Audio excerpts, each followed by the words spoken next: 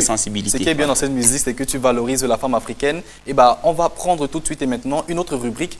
Mon héros, dans cette rubrique-là, on valorise également une autre femme de ce continent. Une présentation, donc, cette rubrique, Mon héros, c'est une présentation du grand Joël. C'est tout de suite et maintenant.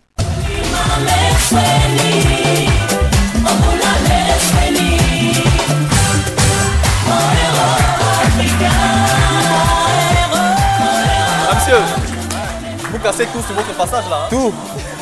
Bonsoir, Jima. Tout à l'heure, j'ai fait une petite confusion. Boris plutôt et non Joël. Voilà, Boris. Alors, Boris, on parlait tout à l'heure de l'avenir des femmes, mais tu viens nous présenter la rubrique Mon héros. Tu nous parles également d'une femme. Est-ce que cette femme-là a également son avenir derrière? Oui, mais malheureusement, elle n'est plus de ce monde. Il s'agit de qui exactement? Myriam Makeba. Myriam Makeba. Qui est Myriam Makeba? Alors, il faut dire que Myriam Makeba, c'est une chanteuse sud-africaine née le 4 mars 1932 à Johannesburg, en Afrique du Sud, et décédée malheureusement le 8 novembre 2008 en Italie. Waouh, ça alors, qu'on parle souvent des choses qui sont tristes, moi ça me fait un peu rougir. Ouais. Mais maintenant, vu qu'on parle d'une très grande icône ici même en Afrique, parlons d'abord de son enfance. Comment se déroule l'enfance de Myriam Makeba? Alors, il faut dire que Myriam Makeba vit une enfance très difficile, il faut le dire, parce que son père, bien qu'il soit instituteur, la jeune Makeba n'est pas scolarisée.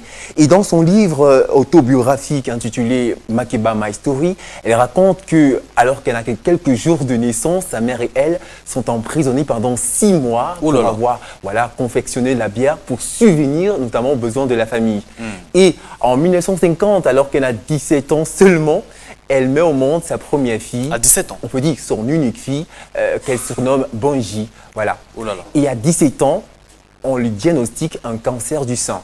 Voilà, qui heureusement sera traité de manière non conventionnelle par sa maman. Non conventionnelle, c'est-à-dire? Elle dit pas la médecine traditionnelle. Ouais. Voilà, on connaît bien Myriam Makeba, surtout en tant qu'artiste, comme tu l'as dit tout à l'heure.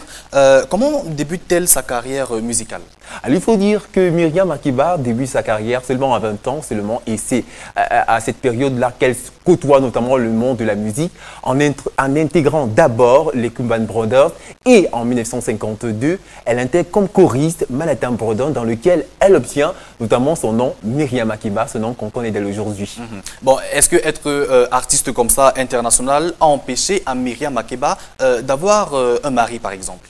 On peut dire non, puisqu'elle a eu plusieurs maris et plusieurs divorces également. Vas-y, dis-moi tout, dis-moi tout. Oui, alors, elle connaît d'abord le père de son enfant, James Cuvée, en Afrique du Sud, et Rugenzin, qui est aussi notamment le chef du mouvement panafricain, mouvement panafricain aux États-Unis. Black Panther, c'est le nom.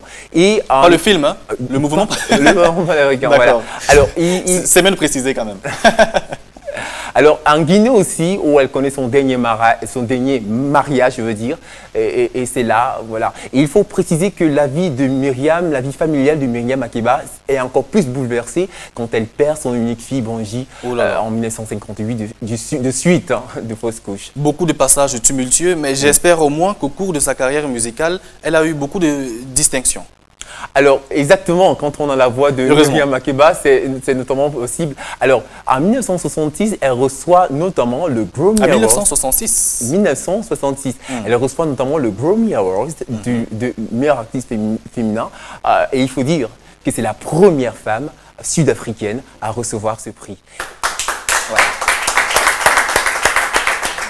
Effectivement, à cette période-là où les femmes n'étaient pas véritablement valorisées, c'est osé également, ça mérite beaucoup d'applaudissements. Est-ce qu'il y a une autre distinction? Alors, il faut dire qu'en 1999, encore, elle est nommée ambassadrice de bonne volonté pour l'organisation. Elle est nommée ambassadrice de bonne volonté. Voilà, pour l'Organisation des Nations Unies pour l'alimentation et l'agriculture, abrégé le FAO. Maintenant, vu qu'elle est sud-africaine, qu'a-t-elle réellement fait pour son pays d'origine, l'Afrique du Sud? Alors, Myriam Makeba n'est pas uniquement une chanteuse, mais c'est aussi une femme engagée dans les droits de l'homme. Elle a participé notamment à l'abolition de l'apartheid en Afrique du Sud, aux côtés de Nelson Mandela Desmond et Tutu. Desmond Tutu, on comprend. Et elle a milité aussi au compte de l'ANC, attendu par le Congrès national africain, pour justement valoriser le droit des Noirs en Afrique du Sud. Il faut dire que tu la connais véritablement. Bah oui, je l'adore. Joël, je veux te dire, Boris, merci beaucoup d'avoir partagé ton héros avec nous. Merci à toi. J'espère qu'on va te retrouver la semaine prochaine avec le même plaisir. Non, mais le plaisir sera partagé. Tu prends soin de toi. Alors, Ghislain, on parlait tout à l'heure de Myriam Makeba. Est-ce qu'il y a un titre de cette femme que tu connais?